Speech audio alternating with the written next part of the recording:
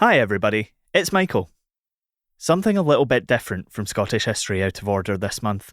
I've been collaborating with Dr. Kevin James from the University of Guelph in Canada to produce a podcast about the history of Duff House. It's this beautiful house in Banff in Aberdeenshire, designed by William Adam in the 18th century, and ever since then it's had this weird, twisty, wild story that takes in everything from invasive hydro treatments to spousal gunplay, from court cases to unusual proposals, and way beyond. This house has played host to balls, Napoleonic furniture, criminal damage, and even the Norwegian army. If you want to run the gamut of every historical genre going, this one's for you. What you're going to hear is Kevin's journey through the history of Duff House. I produced and wrote the show, and I reckon listeners of Scottish History Out of Order will get a real kick out of this one. Over to you, Kevin. It's 1743, and two men, both called William, are fighting it out in an Edinburgh court.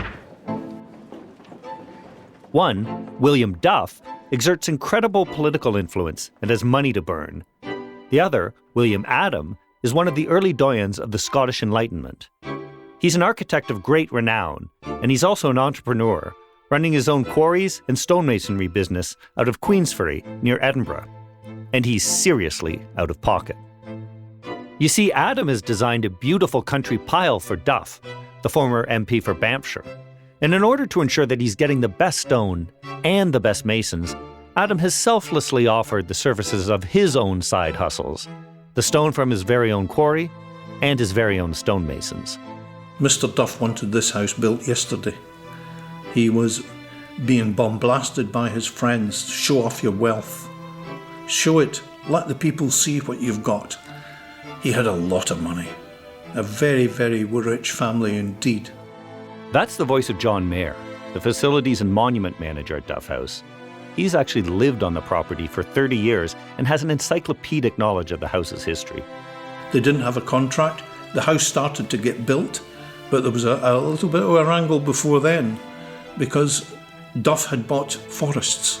He'd bought hundreds of acres of land to supply the timber for the house because he wanted to cut out the middleman. But then Adam said, the wood's not seasoned. I need to wait another 6 months before it's seasoned. Oh, I don't want to wait, said Mr. Duff, we think, and told Adam, where can we get the wood? Oh, you can get it in my yard in Kirkcaldy. Champion, do it. And the same went for the stone. The quality of stone he was getting from the quarry that he had purchased was not good enough, said Mr. Adam. Duff had neither way of knowing, and he just acknowledged that fact. Of course, it'll cost William Duff a pretty penny, when you consider the many ornate carvings which decorate every elevation of the property. They don't come cheap. Then you have the fact that Banff, nestled on the faraway northeast coast of Scotland, isn't the easiest place to reach. Boats and barges from Lothian, they don't come cheap either. And with all of this transportation taking place by ship, coming up to the bay, transporting to a barge, the barge coming up a canal that was dug, pulled by horse, all of these expenses started to multiply. So that was the downfall between the both of them. Duff refuses to pay, citing the lack of a proper contract. And that's how we end up here, in court, with the verdict about to be read out. All rise. The court finds in Adam's favour, and that will trigger a run of misadventures that will play out over nearly 300 years. Adam will die before he receives what he's due, but his sons Robert, John, and James will benefit from the windfall as they refine the famous Adam style. William Duff, Lord Braco of Kilbride, goes on and continues to acquire money, power, and titles. In 1759, he became the first Earl Fife and Viscount Macduff, after he managed to prove that he was the direct descendant of the ancient Earls of Fife, Macbeth's foe from the Scottish play. You know, beware Macduff, beware the Thane of Fife. But for all of William Duff, Lord Braco of Kilbride, Earl Fife, Viscount Macduff's power, money, and influence, he couldn't bring himself to finish work on his palatial country pile, and never spent a night in the house after his expensive loss to William Adam. Duff House would sit empty, its unfinished rear facing into Banff Bay, until it was eventually fitted out by William Duff's son, the second Earl Fife, who realized that in order to properly cement his family's stranglehold on politics in the area, he needed a fabulous home to wow his guests. The second Earl would go on to make a significant contribution to the local area, including renaming the nearby borough of Doon to Macduff. But his time in the house? For the most part, it seems like he was very happy there, except for one time when his estranged wife shot him in the lawn gallery. But that's another story. I bet you're thinking, that guy sounds very Canadian. Why is he interested in a country house in Aberdeenshire? My name is Kevin James. I'm one of millions of Canadians with a deep interest in Scottish history and culture. So much so that I'm a professor of Scottish history at the University of Guelph, and I hold the Scottish Studies Foundation Chair and direct the Scottish Studies Centre there. Let me take you inside a meeting at Duff House back in May 2025.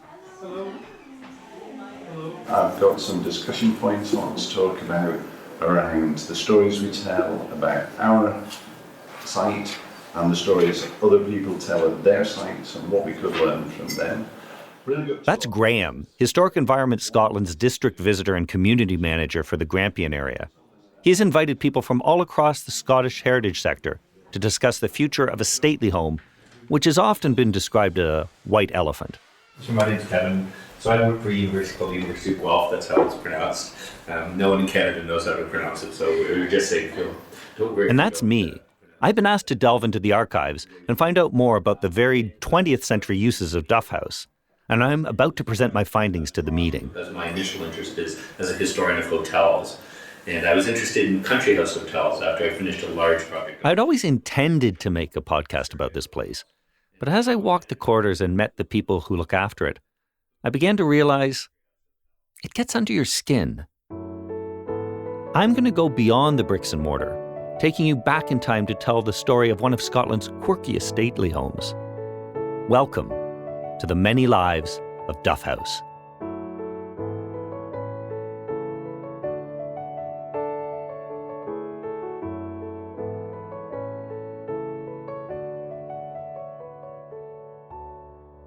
Since the 18th century, Duff House has been an imposing part of the landscape of Banff, a beautiful little town in Aberdeenshire with its own unique architectural heritage. Duff House is no exception. Its outside is adorned with so much ornate decoration, and its 4 stories are so imposing that it might well be an alien spacecraft dropped on the little port town in order to study their ways. It was home to 6 generations of the Earls Fife, whose stories in themselves are probably enough to fill this entire program. But suffice it to say, their house was the backdrop to many a family party and many a family tragedy. But change comes for us all, and the Earls were no different. The 6th Earl, Alexander, had followed in the family business of being incredibly wealthy and powerful, taking his seat in the House of Lords after a stint in the Commons as MP for Elginshire and Nairnshire. He was a lifelong friend of Queen Victoria's playboy son Bertie, the future Edward VII. In 1885, he met and fell for Princess Louise, the future Princess Royal, the granddaughter of Queen Victoria and, the daughter of his good friend Bertie. Louise begged her grandmother to approve of their marriage, and she eventually agreed, but the marriage between a royal and a run-of-the-mill member of the aristocracy, albeit a very rich one, wasn't very popular. It was slated in London in the press. So there was complaints that it was not blue blood and it was another Scottish person that was marrying, even though he was a lord. So she tried to appease the community a little, and 2 days after the marriage at Buckingham Palace between Princess Louise and Lord Fife, she elevated his dignity and he received the title of Duke of Fife, something only a king or a queen could present, a wedding gift that no one else could give him. Following his marriage, the newly titled First Duke of Fife was spending more and more time in London, and at his home at Mar Lodge, which lies about 100 miles as the crow flies from Duff House. Mar Lodge had been completed in 1895, and by comparison with his ancestral pile was a luxury pad with all the mod cons included. It was also built to Princess Louise's exacting specifications in the Elizabethan revival style that was incredibly popular at the time. To cut a long story about a completely different house short, Mar Lodge was a new shiny thing, and poor Duff House, now in its second century, just couldn't compete. By 1906, the Duke and Duchess had resolved to get rid of Duff House and made the decision to gift the property, along with its 140 acres of land, to the boroughs of Banff and Macduff. But as Rosemary Willis, one of the stewards, told me, the family's influence on the area was always present. Must have felt like a real loss because the Duffs had been living along this coast since the 1300s. They'd had grants of land from Robert the Bruce. They'd been absolutely actively involved. They'd been MPs for Elgin and for Banff for hundreds of years. So they were involved in the politics, absolutely involved in the economics. And so it must have been like having their, for the townsfolk in Banff and Macduff, like having their right arm cut off when this gift was given and then the Duffs retreated elsewhere. We don't know exactly why they decided to give up their pile. There's no evidence of the family having any financial issues. But with a modern eye, it's hard to imagine anyone giving up a property like this completely out of the goodness of their hearts. Add to that the fact that the house's furniture was then sold off at auction, something that the current custodians of the house have wrestled with when trying to provide visitors with an authentic experience. Only one original object from Duff House could be located. While taking the meeting's attendees on a tour, John points out an ornate mirror which hangs in the north drawing room. It depicts two gold leaf-covered cherubs reaching out into a space in the center of the mirror, where something has been broken off. If you look at this looking glass, that was one object that the Duke of Fife and his wife, the Princess Royal, didn't take with them or didn't sell. And I think it's purely because of its size. But when it was pointed out to him that the looking glass still had a coronet at the top of it, being held by the two cupids, he decided that he wasn't going to leave that to the two towns of Banff and Macduff. So he called for his estate workers to come in and saw it off. And he marched out of the house with it under his arm, shall we say, romantically.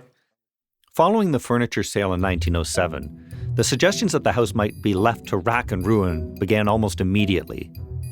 After all, the cost for the twin borough councils of Banff and Macduff to keep the property in good condition would be huge.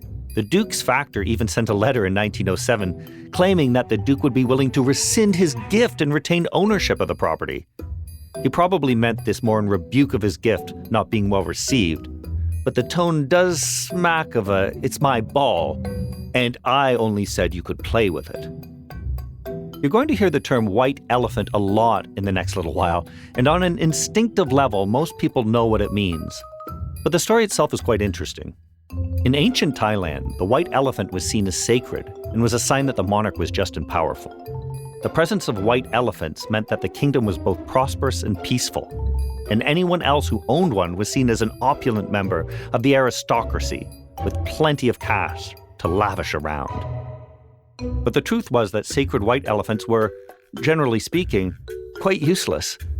They couldn't work, and they became financial burdens on the people who were forced to keep them. There were even suggestions that the king was so aware of the burden of these animals that he gave them out to people whom he perceived as having wronged him. Now, there's no suggestion at all that the Duke of Fife had anything but the highest regard for those living in Banff and Macduff. Though, it's worth just bearing in mind that over the next 30 years, many aristocrats began selling off their country houses to cut costs and ensure the financial future of their lines. Being able to do away with the high running costs of a house you barely visit must have sounded ideal to a duke with aspirations beyond the family's original sphere of influence. That raises the question, what do you do with a building like Duff House? For the two councils, the ultimate solution had to ensure that no additional costs were incurred by the people of the boroughs, which meant passing the house over to someone with money to invest in the property. After all, up until this moment, it had been someone else's overlooked second home, so there was plenty of work to be done. Ian Williams, chairperson of the Friends of Duff House, told me that there were some pretty wild ideas. All the machinations that Duff House trustees, the two borough councils, went through trying to decide what the house should be used for. Should it be a swimming pool? They were talking about changing the ground floor to be a swimming pool.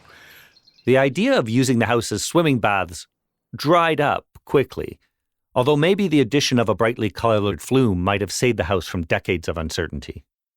There was a great deal of interest in the local area and beyond. Letters came into the council from all over, offering ideas for the future of the property, like this one from John Purvis, an engineer who was based in Exeter, at the opposite end of the United Kingdom.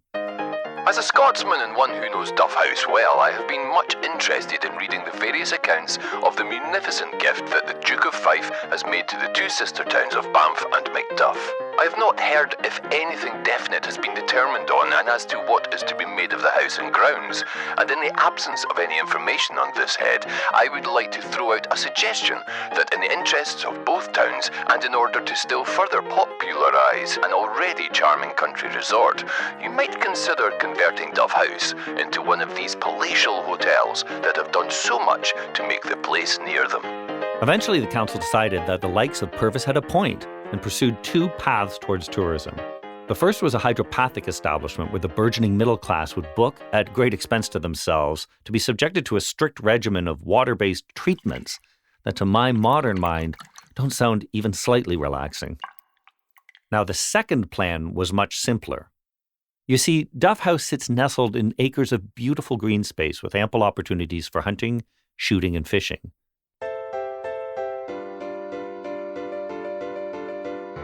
The late residence of the Princess Royal and His Grace the Duke of Fife, now an up-to-date sporting hotel standing in its own park and golf course. Play on the Duff House golf course and start a new lease of life. The air of Banff on the Moray Firth is the best you can breathe in Scotland. When you are tired of golf, you can fish on the River Deveron, which runs through the beautiful grounds up to the Bridge of Alva, or shoot over 20,000 acres. Right for tariff. And so it was settled. Duff House would become a sporting hotel for the great and the good to weekend at the property and get the full experience of country house luxury at a rate more amenable to their wallets. As I mentioned earlier, though, Banff lies in the remote northeast of Scotland. Rosemary again. Banff has always been not quite on the beaten track between Aberdeen and Elgin and Inverness. But there was still a Banff train station here at the time that it was a hotel. I suspect it was remoteness from the sort of clientele who were wanting to come for a fine dining, luxurious living stay probably weren't coming to Banff. For the well-heeled set coming from London and the surrounding areas, the journey took nearly a full day by train. In fact, it took me almost as long to do the same journey in 2025. Well, this wasn't necessarily an unusual length of journey at the time, or today apparently. Those looking for the freedom of a sporting break at a luxury hotel would be as well served by properties much closer to home. Within 3 years, plans were already afoot to alter Duff House's purpose again. So what's next? Rip it all up and start again? Get the plans for the swimming pool out of the bottom of the filing cabinet? Unfortunately not. The Duff House flume would have to wait. Maybe one day. The hotel's 99-year lease was to be reassigned to another great institution of the Edwardian era, the sanatorium.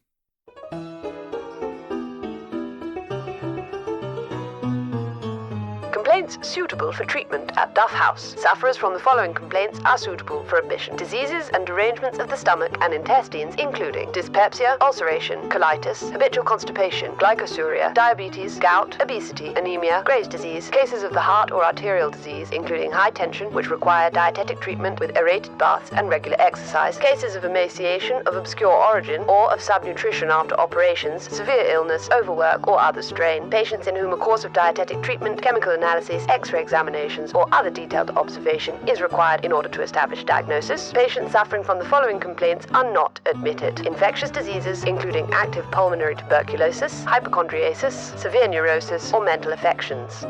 Dr. Edmund Spriggs opened Duff House Sanatorium in September of 1913, primarily concerned with the treatment of gastric conditions. And you'll never guess what.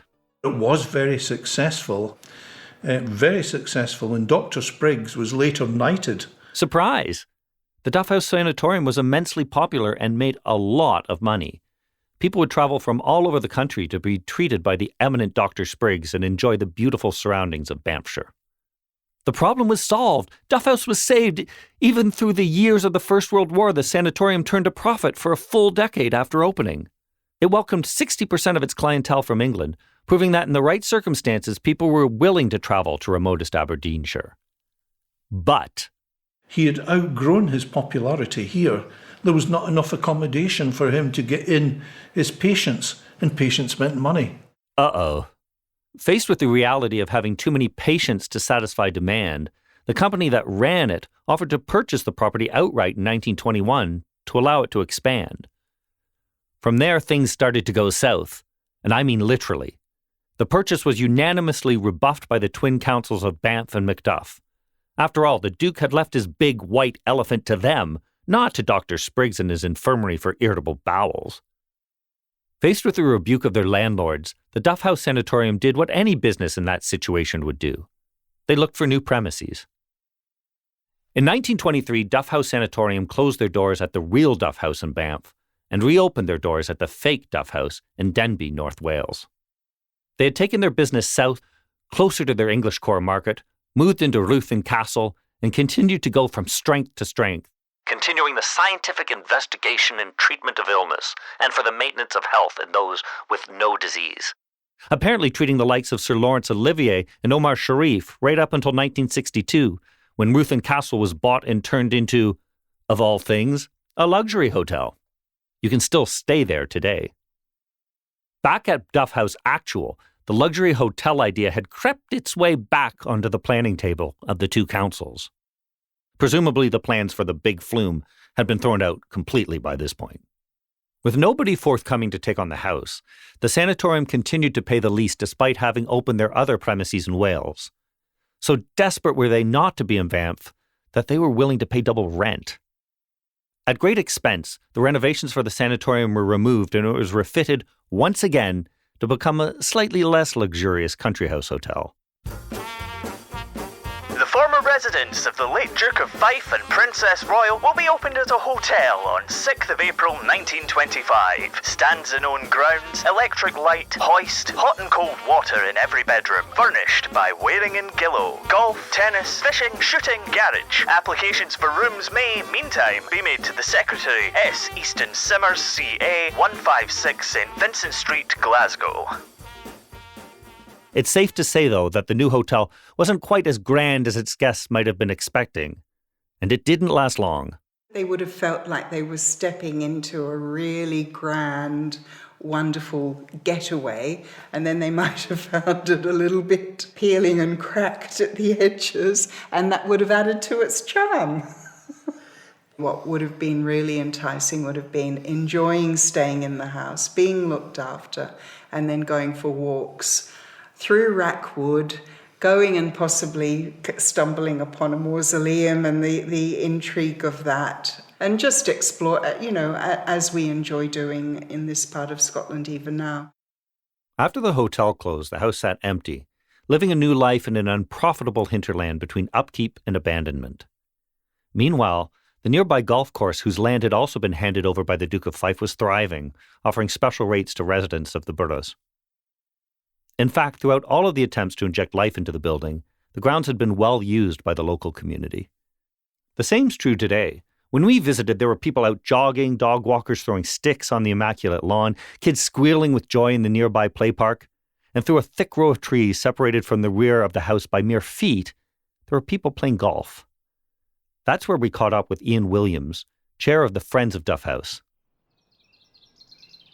The Duff House grounds, 140 acres or whatever was given in 1906, is much bigger than the house itself. The house is the millstone, not the grounds.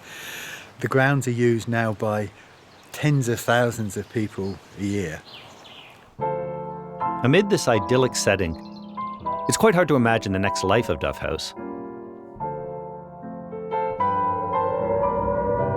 I have to tell you now that no such undertaking has been received, and that consequently this country is at war with Germany. In 1939, the Second World War came to Banffshire, and the house became the requisitioned property of the UK government. People were encompassed in this house within its walls. There was a wire fence outside. At the onset of war, the British government was faced with the enemy within, people many of whom had lived in the UK for generations, who were of German, Austrian, or Italian heritage and were suddenly considered potential enemy combatants. They were kept here for 3 or 4 weeks before they were moved into a more fitting places and accommodation for them, because these people were under suspicion that they were spies or potential spies. So they all had to be filtered through and processed. As the war progressed, Britain caught a spy fever that saw thousands of people interned. But by 1940, the interned people had been moved out and new residents had moved in. On the 1st of July 1940, one of Hitler's dreaded attack submarines, U-26, was detected by a Royal Navy corvette and forced to surface by depth charges which it dropped. The crew was captured, and, with a lack of prisoner of war camps available, they were dispatched to Camp No. 5. You might be familiar with it already. When they arrived at Macduff and smelt the salt air, they must have felt at home being sailors. But they weren't at home because they were going to Duff House and they were to be imprisoned in there. So it wasn't long before that smell of the salt air was now the rattle of wire cages around them on the outside and soldiers parading up and down outside as guards and machine gun posts. So they were locked up inside the house. Despite one of the German crew describing Camp No. 5 as a wonderful location, their introduction to the Scottish weather was less so. July was unseasonably wet, with thunderstorms rising up out of nowhere. Temperatures struggled to rise above 15 degrees centigrade. And then, out of the showery skies on the morning of Monday, the 22nd of July, there came the sound of engines. A solitary Henkel HE-111, the long-range bomber of the Luftwaffe, appeared and began circling Macduff before breaking off its loop and flying straight towards Duff House.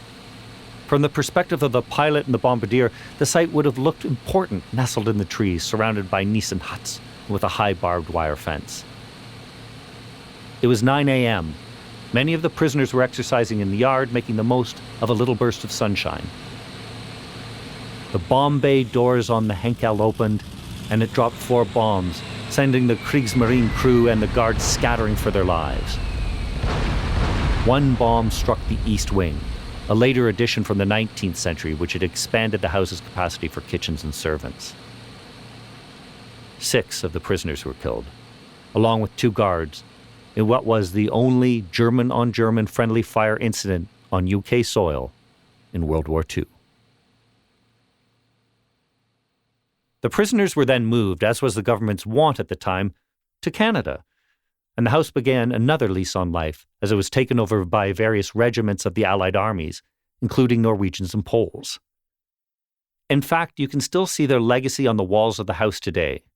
There are a number of signs etched onto the walls in Polish script which read, "Smoking strictly forbidden."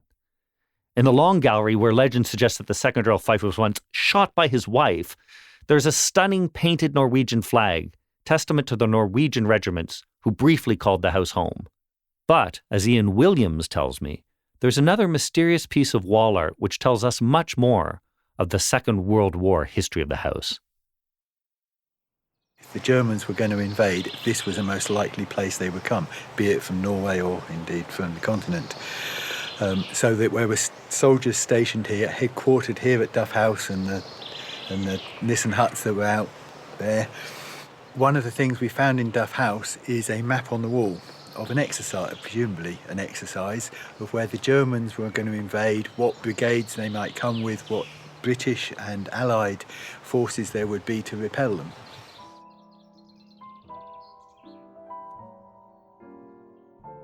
Following the end of the war, the house was abandoned and left to rack and ruin. The War Office no longer had any use for it, and in terms of it being reassigned to former or future owners, there were many more important things to worry about. There wasn't a pane of glass left. There was no lead. There was no copper. Everything had been stolen out of the house. It wasn't until 1956-57 when the towns of Banff and Macduff, with their committee that looked after the ownership of Duff House, met with a scrap merchant from Coatbridge beside Glasgow, who offered them money to take the house away. And fortunately, by a minor majority, They said no. Interestingly, though, in spite of this prolonged period of dereliction, some of the house's most human stories take place here, among the decaying plaster and rubble.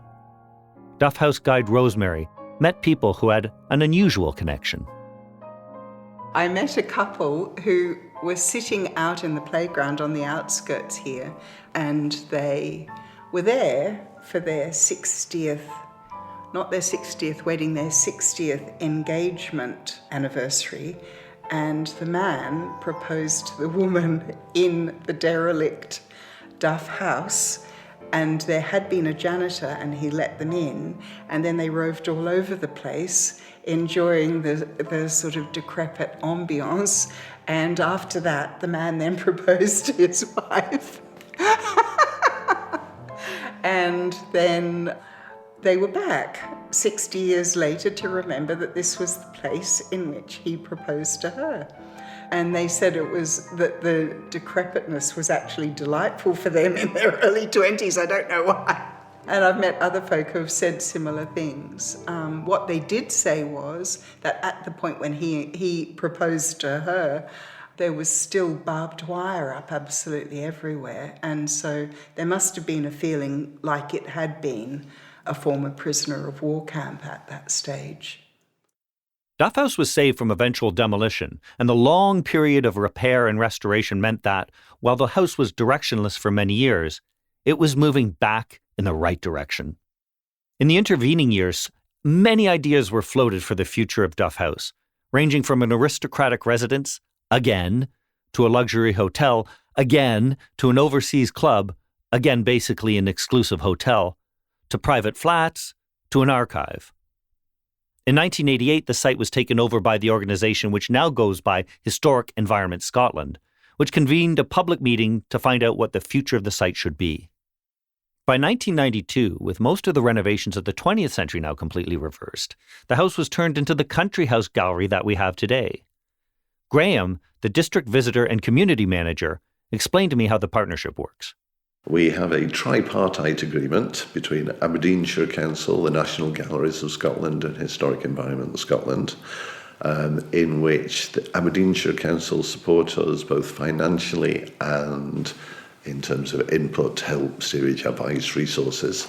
The National Galleries provide the pictures that we show in the house, and we run the operation of the house. Of course, we now come full circle. Visitor numbers have never been high at the gallery, and many members of the local community feel held apart from the operation and life of the building, even though they may well use the grounds on a daily basis. A lot of people find themselves asking, what exactly is a country house gallery? I don't think there is a precise concept of a country house gallery, and I think that's part of the challenge, that some of our audience understand that as a concept because they've grown up near one or with one. I think the definition of country house gallery is flexible, and if it suits us to keep it and work with it because it's flexible, we'll do that. If we decide that it's no longer sufficiently relevant, we might present the house in a different manner. So the old question arises, what is the future of Duff House? Instead of letting it slip into obscurity, Graham and his team have arranged this meeting 30 years on from the house's reopening, the one you heard me presenting to at the beginning of this story. Other groups, organizations, and members of the community who have a stake in what happens to Duff House have come together to share ideas and their own experiences. What's clear, though, is that whatever happens, they want to ensure that the house is not only here for future generations of Banff and McDuff natives, but also that it serves the communities now. What do the people closest to the house want, though? It's a prestige thing to have Duff House here. When we have talks in the house, speakers will readily come to give a talk in Duff House because of its prestige status. And I've seen people's CVs that say, we give talks at Duff House. I would like to see it to be less of a museum and more of a space used by the local community, but at the same time, still being a tourist attraction.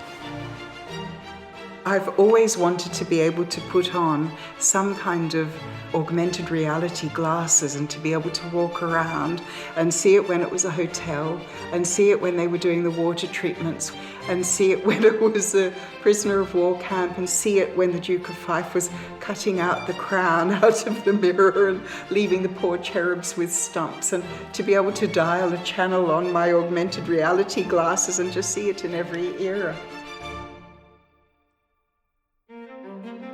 What I don't want to do now is put in place one model and then say we have to stick that forever, because around the community in the area things will inevitably change. So what I'd like is a model that will evolve over time, but at the core of that people will recognise the fact that the house has been here for a substantial amount of time and in different ways has always played a role in the life of the communities of Banff and Macduff and wider Aberdeenshire. It's, I think, important that we don't impose something on the house now that is too inflexible and we allow it to grow and develop as people need it. I think that's the only way that the house will prosper. I would like it to be a centre of influence for education, both in art and the education of young people. I would like that very much. Because with young people you get an effective feeling of stewardship from them towards the property, and I would like them to think that too, and they could also pass that on to their next generations. I don't think that I really understood how Duff House's many lives have impacted the surrounding area and its people. When I began my research, I thought that this was just the story of a white elephant, a stately home with no real purpose in the modern age, left twisting in the wind by a combination of poor location and overambition. What I found was quite different. Yes, Duff House has been hamstrung by its location, but the people engaged in its preservation and development are so passionate, the house so striking and impactful, that it's hard to think of a future where Banff is left without a role for its most imposing landmark. Whatever becomes of the house, whether it continues as is or evolves into something altogether different, I now understand that the challenges the house has faced over the years in one way or another have always been overcome. While successive projects and business ideas have come and gone, the emotional investment of people like Rosemary, Ian, John, and Graham in Duff House has endured and blossomed. Through the partnership of Historic Environment Scotland, Aberdeenshire Council, and the National Portrait Gallery, there is a potential bright future for the site.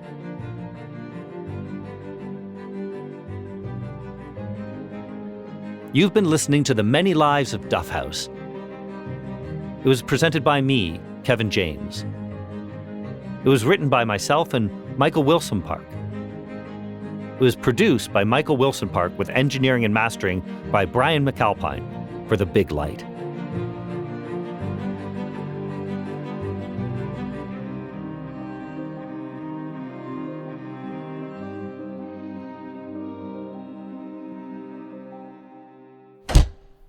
From the Big Light Studio.